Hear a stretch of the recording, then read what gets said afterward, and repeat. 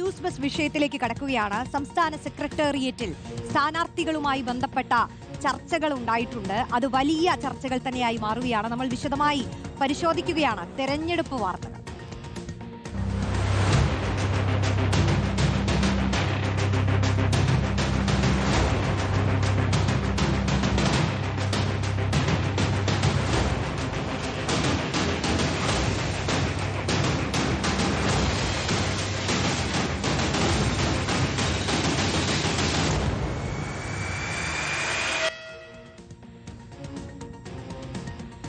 റിപ്പോർട്ടർമാർ വിശദവിവരങ്ങൾ നൽകാനായി ചേരുന്നു. റഹീസ് റഷീദ്, ഇക്ബാൽ അറക്കൽ, റോഷിപാൽ, VS രഞ്ജിത്ത്, ലേബി സജീന്ദ്രൻ, രാഹുൽ സുരേഷ്, മനീഷ് മഹിപാൽ എന്നിവർ.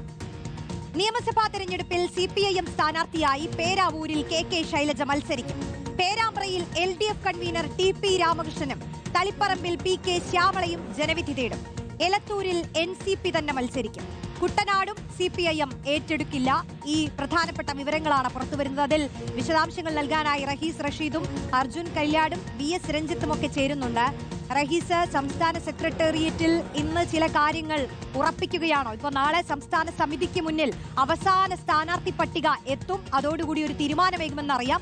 പക്ഷേ സംസ്ഥാന സെക്രട്ടേറിയറ്റിലെ തീരുമാനങ്ങളുമായി ബന്ധപ്പെട്ട് വലിയ ചർച്ചകൾ ഈ തെരഞ്ഞെടുപ്പ് കാലത്ത് നടക്കുന്നു. അത് KK ശൈലജയുടെ സ്ഥാനാർത്ഥിയുമായി ബന്ധപ്പെട്ടാണ്. അതിൽ പേരാവൂരിൽ മത്സരിക്കാൻ ശൈലജയ്ക്ക് താല്പര്യമില്ലെന്ന അഭ്യൂഹങ്ങൾ, വിലയിരുത്തലുകളൊക്കെയുള്ള സമയം. എന്തുകൊണ്ട് തന്നെ മാത്രം അവഗണിക്കുന്നു എന്നുള്ള ചോദ്യങ്ങളൊക്കെ നേരത്തെ ശൈലജ ചോദിച്ചിട്ടുണ്ടെന്ന കാര്യമൊക്കെ പൊതുമധ്യത്തിലുണ്ട്. അപ്പോൾ പേരാവൂരിൽ KK ശൈലജയെ ഉറപ്പിക്കുകയാണോ? മട്ടന്നൂർ ഒരിക്കലും നൽകില്ല എന്നുള്ള തീരുമാനത്തിലേക്ക് എത്തുകയാണോ? അതിനൊപ്പം തന്നെ PK ശ്യാമളയുടെ സ്ഥാനാർത്ഥിത്വത്തെ ചൊല്ലിയും നമുക്കറിയാം മണ്ഡലത്തിൽ തന്നെയുള്ള പ്രാദേശികമായ എതിർപ്പുകളെയൊക്കെ മറികടക്കുകയാണോ ചെയ്യുന്നത്? ഏറ്റവും ഒടുവിൽ CPIMന്റെ സംസ്ഥാന സെക്രട്ടേറിയറ്റിൽ നിന്ന് ഇന്ന് മനസ്സിലായിട്ടുള്ള കാര്യങ്ങൾ എന്തൊക്കെയാണ് റഹീസ്? റോഷ്നി, CPIMന്റെ മുഴുവൻ സ്ഥാനാർത്ഥികൾ സംബന്ധിച്ച തീരുമാനം സംസ്ഥാന സെക്രട്ടേറിയറ്റ് എടുത്തിട്ടുണ്ട്. നാളെ സംസ്ഥാന കമ്മിറ്റിയിൽ അത് അവതരിപ്പിച്ച് അംഗീകാരം നേടി അത് ജില്ലാ കമ്മിറ്റികൾക്ക് വിട്ട് മണ്ഡലം കമ്മിറ്റികൾ അംഗീകരിച്ച് വീണ്ടും സംസ്ഥാന സെക്രട്ടേറിയറ്റിൽ വന്ന് ഞായറാഴ്ച സ്ഥാനാർത്ഥികളെ പ്രഖ്യാപിക്കാനാണ് ഇപ്പോഴുണ്ടായിരിക്കുന്ന ധാരണ. ഏറ്റവും പ്രധാനമായി പേരാവൂരിൽ KK ശൈലജ തന്നെ മത്സരിക്കട്ടെ എന്ന തീരുമാനം സംസ്ഥാന സെക്രട്ടേറിയറ്റ് എടുത്തു. 2006 മുതൽ 2011 വരെ പേരാവൂരിൻ്റെ MLA ആയിരുന്നു KK ശൈലജ. 2011 പേരാവൂരിൽ സണ്ണി ജോസഫിനോട് പരാജയപ്പെട്ടു. വീണ്ടും സണ്ണി ജോസഫ് KK ശൈലജ പോരാട്ടം 2026 പേരാവൂരിൽ കാണാൻ പോകുന്നു എന്നതാണ് യാഥാർത്ഥ്യം. മറ്റൊന്ന്, തളിപ്പറമ്പിൽ MV ഗോവിന്ദൻ്റെ ഭാര്യയും ജനാധിപത്യ മഹിളാ അസോസിയേഷൻ്റെ കണ്ണൂർ ജില്ലാ സെക്രട്ടറിയുമായ PK ശ്യാമള തന്നെ മത്സരിക്കും. ചില എതിർപ്പുകൾ അവിടെ ഉയർന്നിരുന്നു. പ്രാദേശികമായ എതിർപ്പുകൾ കാര്യമാക്കേണ്ടതില്ല എന്നതാണ് സംസ്ഥാന സെക്രട്ടേറിയറ്റിലുണ്ടായ ധാരണ. LDF കൺവീനർ TP രാമകൃഷ്ണൻ പേരാമ്പ്രയിൽ സിറ്റിംഗ് സീറ്റ് തന്നെയാണ്. അദ്ദേഹം പേരാമ്പ്രയിൽ തന്നെ മത്സരിക്കും. ആ സീറ്റ് കേരള കോൺഗ്രസ് M ആവശ്യപ്പെട്ട അധിക സീറ്റായി ആവശ്യപ്പെടുന്ന സീറ്റുകളിലൊന്നാണ് പേരാമ്പ്ര. പക്ഷേ അവിടെ നിലവിലെ രാഷ്ട്രീയ സാഹചര്യത്തിൽ മറ്റൊരു സ്ഥാനാർത്ഥി വരുന്നത് വിജയസാധ്യത കുറവാണ്. പ്രത്യേകിച്ച് തദ്ദേശ തെരഞ്ഞെടുപ്പിൽ UDFന് വലിയ മേൽക്കൈമ ഉണ്ടാക്കാൻ പറ്റിയ ഒരു മണ്ഡലം എന്ന നിലയിലും SK സജീഷിനെ പോലുള്ള ആളുകളെയാണ് പകരം അവിടെ പരിഗണിച്ചത്. അതിനേക്കാൾ വിജയസാധ്യത TP രാമകൃഷ്ണനാണ് എന്ന നിലയിലെത്തുകയായിരുന്നു.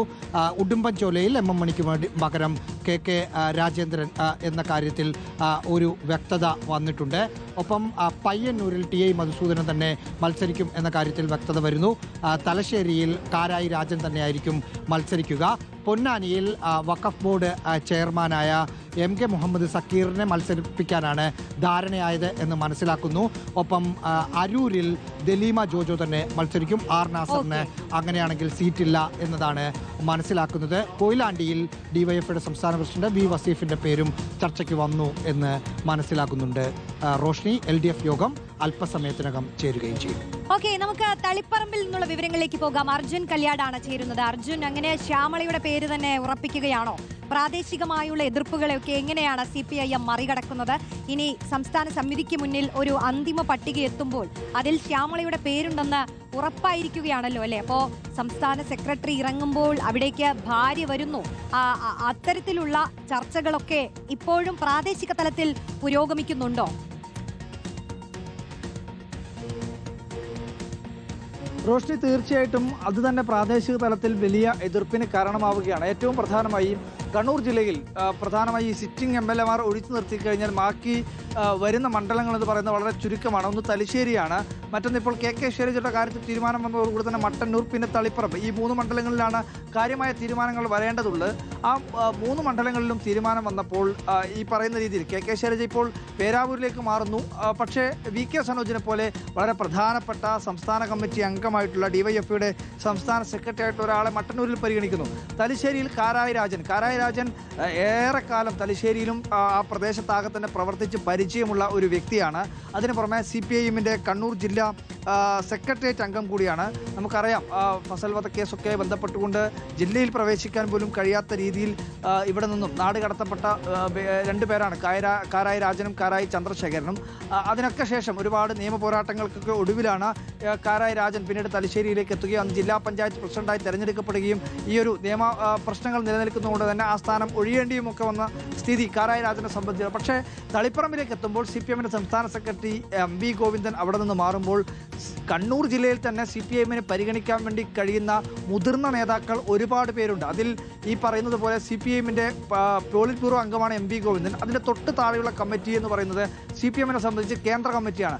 കേന്ദ്ര കമ്മിറ്റിയിൽ കണ്ണൂർ ജില്ലയിൽ നിന്നും 2 പേർ ഇപ്പോൾ നിലവിലുണ്ട്. അത് EP ജയരാജനാണ്, മറ്റൊന്ന് കെ ശൈലജയാണ്. കെ ശൈലജയെ തളിപ്പറമ്പിൽ പരിഗണിക്കണമെന്ന് ജില്ലാ സെക്രട്ടറിയിൽ തന്നെ ആവശ്യം ഉയർന്നിരുന്നു. ഒരു പരീക്ഷണത്തിന് എന്തിനാണ് പേരാവൂരിൽ മത്സരിപ്പിക്കുന്നത് എന്നുള്ള ചോദ്യം പോലും ജില്ലാ സെക്രട്ടേറിയറ്റിൽ വന്നിരുന്നു എന്നാണ് മനസ്സിലാക്കുന്നത്. പക്ഷേ അതൊന്നും തന്നെ മുഖവിലക്കെടുക്കാൻ ഈ നേതൃത്വം തയ്യാറാകുന്നില്ല. അതിനു പുറമെ സംസ്ഥാന കമ്മിറ്റി അംഗങ്ങളും ജില്ലാ സെക്രട്ടേറിയറ്റ് അംഗങ്ങളുമായിട്ടുള്ള വത്സൻ പനോളി, N ചന്ദ്രൻ, M Surendran, PV Gopinath, P Harindran, Sathyapalan, അതുപോലെ തന്നെ എൻ സുകന്യ മുൻപ് ഇതേ മണ്ഡലത്തിൽ മത്സരിച്ച് വിജയിച്ചിട്ടുള്ള ജെയിംസ് മാത്യുവിൻ്റെ ഭാര്യയും SFI രംഗത്തുകൂടെ വലിയ രീതിയിൽ ആ മണ്ഡലത്തിലും അതുപോലെ തന്നെ കണ്ണൂർ ജില്ലയിലും ആകെ സുപരിചിതമായിട്ടുള്ളൊരു മുഖമാണ്.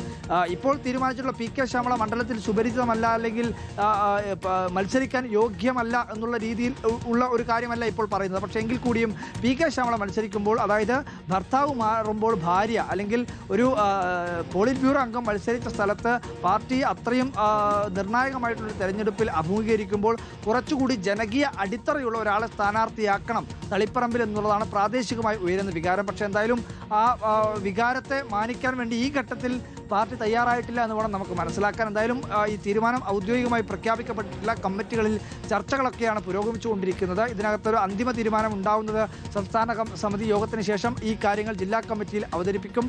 കണ്ണൂർ ജില്ലാ കമ്മിറ്റിയെ അവതരിപ്പിച്ചതിന് ശേഷം ഇത് അതത് മണ്ഡലങ്ങളിൽ, അത് പയ്യന്നൂരിലായിക്കോട്ടെ, തളിപ്പറമ്പിലായിക്കോട്ടെ, തലശ്ശേരിയിലായിക്കോട്ടെ, അതത് മണ്ഡലം കമ്മിറ്റികളിൽ അവതരിപ്പിക്കുകയും ആ മണ്ഡലം കമ്മിറ്റികളുടെ അംഗീകാരം വാങ്ങുകയും ചെയ്യണം. അതിനുശേഷം മാത്രമേ ഇത് അന്തിമമാവുകയുള്ളൂ. എന്തായാലും നിലവിലത്തെ സാഹചര്യം അനുസരിച്ച് നോക്കുകയാണെങ്കിൽ P.K. ശ്യാമളയ്ക്കെതിരായി തളിപ്പറമ്പിൽ ഉയർന്നിട്ടുള്ള വികാരത്തെ മാനിക്കാതെ, അത് മുഖവിലക്കെടുക്കാതെയാണ് CPIM ഈ തീരുമാനവുമായി മുന്നോട്ട് പോകുന്നത്. തളിപ്പറമ്പിൽ P.K. ശ്യാമളയെ തന്നെ മത്സരിപ്പിക്കാനുള്ള ഒരു തീരുമാനത്തിലേക്കാണ് ഇപ്പോൾ എത്തിയിരിക്കുന്നതെന്ന് വേണം കരുതാൻ.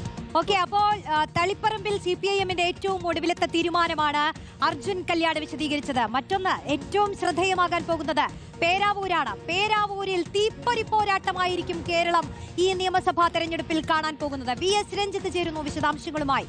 രഞ്ജിത്ത്, പേരാവൂരിൽ പൊടി പാറും, അത് ഏറ്റവും ഒടുവിൽ തന്നെ വന്ന വിവരങ്ങൾ പ്രകാരം ഏകദേശം ഉറപ്പിച്ചു കഴിയുകയാണ്. നമുക്കറിയാം 2006-ൽ കെ ശൈലജ അവിടെ നിന്ന് വിജയിക്കുന്നുണ്ട്, സണ്ണി ജോസഫിനോടല്ലെങ്കിലും. 2011-ലാണ് സണ്ണി ജോസഫിനോട് തോൽക്കുന്നത്. പക്ഷേ അന്നൊന്നും മത്സരിച്ച കെ ശൈലജയല്ല ഇപ്പോൾ ഇറങ്ങാൻ പോകുന്നത്. കെ ശൈലജയ്ക്കുള്ള ജനസമ്മതിയെക്കുറിച്ച് നമുക്കറിയാം. മുഖ്യമന്ത്രി സ്ഥാനത്തേക്ക് വരെ വലിയ തരത്തിൽ ചർച്ച ചെയ്യപ്പെടുന്ന ഒരു പേരാണ് കെ ശൈലജ എന്നുള്ളത്. പൊതു സമൂഹത്തിന് അവർ അത്രത്തോളം സ്വീകാര്യമായിട്ടുള്ള ഒരു ശക്തിയായ നേതാവാണ്. ഇപ്പുറത്താണെങ്കിലും സണ്ണി ജോസഫ് KPCC അധ്യക്ഷനാണ്. തീപ്പാറും പേരാവൂരിൽ, അതിന് ഒരു സംശയവുമില്ല. പക്ഷെ അപ്പോഴും കെ ശൈലജയ്ക്ക് എത്രത്തോളം സമ്മതമുണ്ടായിരുന്നു ഈ ഒരു സീറ്റ് മാറലിൽ?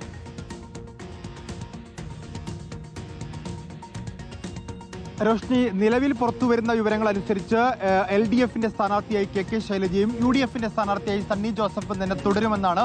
ഇരു മുന്നണികളും ഇതുവരെ സ്ഥാനാർത്ഥികളെ പ്രഖ്യാപിച്ചിട്ടില്ല എന്നുള്ളതും അവിടെ ഒരു യാഥാർത്ഥ്യമായി നിൽക്കുന്നു. എങ്കിൽ കൂടി പേരാവൂരിലേക്ക് കെ ശൈലജ വരുന്ന സാഹചര്യത്തെ നമ്മൾ പരിശോധിക്കേണ്ടതുണ്ട്. പ്രത്യേകിച്ച് നേരത്തെ റോഷ്നി സൂചിപ്പിച്ച പോലെ കെ ശൈലജയെ മുഖ്യമന്ത്രി സ്ഥാനത്തേക്കൊക്കെ പരിഗണിച്ചിട്ടുണ്ടായിരുന്നുവെങ്കിൽ, പാർട്ടി അത്തരത്തിലൊരു വലിയ തലത്തിൽ കെ ശൈലജയെ പ്രതിഷ്ഠിക്കുന്നുവെങ്കിൽ ഒരിക്കലും പേരാവൂർ പോലൊരു മണ്ഡലത്തിലേക്ക് കെ ശൈലജയെ പറഞ്ഞയക്കില്ല എന്നുള്ളതാണ്. ഇതങ്ങനെ ഒരു പ്രത്യേക പരിഗണനയുടെ പേരിൽ പറഞ്ഞയച്ചതല്ല, എന്തെങ്കിലും വലിയ സ്ഥാനമാനങ്ങൾ കൊടുക്കുന്നതിന് വേണ്ടി പറഞ്ഞയച്ചതല്ല. ഇതൊരു പരീക്ഷണത്തിന് വേണ്ടി പറഞ്ഞയച്ചതാണ് എന്ന് വേണം മനസ്സിലാക്കാൻ. കാരണം കെ ശൈലജയെ സംബന്ധിച്ച് അവർ പാർട്ടിക്കകത്ത് അത്തരത്തിൽ വലിയ പൊസിഷനിലേക്ക് ഇപ്പോൾ മുഖ്യമന്ത്രി സ്ഥാനത്തേക്കൊക്കെ അവർ പരിഗണിക്കപ്പെട്ടിരുന്നോ എന്ന് നമുക്ക് സംശയിക്കേണ്ടിയിരിക്കുന്നു. കാരണം മുഖ്യമന്ത്രി സ്ഥാനത്തുള്ളവർക്കൊക്കെ ഒരു ഉറച്ച സീറ്റ്, ഇപ്പോൾ ധർമ്മടം പോലെ, പിണറായി പോലൊരു ധർമ്മടം പോലൊരു സീറ്റ് അല്ലെങ്കിൽ തലശ്ശേരി പോലൊരു സീറ്റ് ഒക്കെ കൊടുക്കേണ്ടതാണ്. അത്തരം ഒരു സീറ്റല്ല പേരാവൂർ എന്ന് പാർട്ടിക്കറിയാം. ഒരിക്കൽ മാത്രം CPM ജയിച്ചു കയറിയതാണ്, അതും ഡീലിമിറ്റേഷന് മുൻപെയാണ്. ഡീലിമിറ്റേഷന് ശേഷം UDFന്റെ പൂർണ്ണമായിട്ടും സ്വാധീനമുള്ളൊരു മണ്ഡലത്തിലേക്ക് എന്തുകൊണ്ടാണ് കെ ശൈലജയെ പരിഗണിച്ചതെന്ന് ചോദിച്ചാൽ രണ്ട് കാര്യങ്ങളാണ്. ഒന്ന്, പേരാവൂർ മണ്ഡലം പിടിച്ചെടുത്താൽ അത് അടുത്ത തവണ CPMനെ സംബന്ധിച്ചൊരു ബോണസാണ്. അങ്ങനെ പിടിച്ചെടുക്കാൻ മാത്രം കെൽപ്പ് ഈ ടീച്ചറമ്മ എന്ന് പറയുന്ന എഫക്റ്റ് ആരോഗ്യമന്ത്രിയായ ശേഷം ശൈലജ ടീച്ചർക്ക് പാർട്ടിക്ക് അതീതമായി ഉണ്ടായി എന്ന് പറയുന്ന ഇമേജ്, അതൊക്കെ ഉപയോഗപ്പെടുത്തി ഒരു 3000-ഓ 4000-ഓ വോട്ട് അധികമായി പിടിച്ച് പേരാവൂർ സീറ്റ് അങ്ങ് പിടിച്ചെടുത്താൽ അത് LDFനെ സംബന്ധിച്ചൊരു ബോണസാണ്. ഇനി അതില്ല എങ്കിൽ CPMന് ഒരിക്കൽ കൂടി തെളിയിക്കാൻ സാധിക്കും പാർട്ടിക്ക് അതീതമായ ഒരു ഇമേജ് ഒന്നും ശൈലജ ടീച്ചർക്കില്ല. അത് വടകരയിൽ കൊണ്ടുപോയി മത്സരിച്ചപ്പോഴും പറഞ്ഞതാണ്. ഇപ്പോൾ പേരാവൂരിലും അതേ കാര്യം തന്നെ പറയേണ്ടി വരും. ഏതായാലും മത്സരം കടുക്കും എന്ന കാര്യം ഉറപ്പാണ്. ഒരിക്കൽ പേരാവൂരിൽ ശൈലജ ടീച്ചർ മത്സരിച്ച് ജയിച്ചിട്ടുണ്ട്. അതിനുശേഷം സണ്ണി ജോസഫ് ആ മണ്ഡലം പിടിച്ചെടുത്തതാണ്. വീണ്ടും സണ്ണി ജോസഫിനെ പരാജയപ്പെടുത്താനുള്ള വലിയ ഉത്തരവാദിത്തം, അതൊരു ഭാരിച്ച ഉത്തരവാദിത്തം തന്നെയാണ്.